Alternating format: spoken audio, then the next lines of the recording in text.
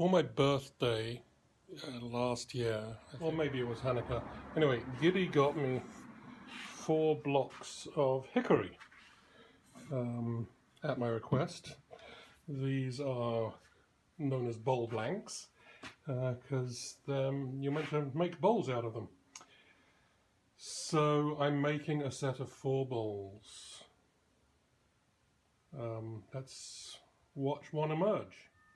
For this project I'm going to use a face plate to mount the bowl onto the lathe.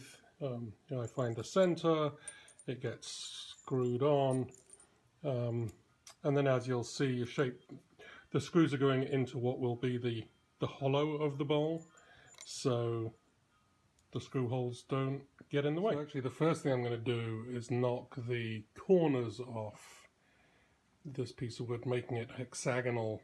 That'll save me a lot of time rounding it out on the lathe. Okay, so I made it hexagonal, marked the center, and I can put my my faceplate on it. I have the basic shape of the bowl that I want, so I've backed off the tailstock, and now I'm going to put a inset tenon on the bottom of the bowl, which will be part of the final design and will let me hold it the other way around in the chuck. Okay, so here we are, shaped and tenoned. So now I'm going to sand it and finish the outside before I turn it around and hollow it out.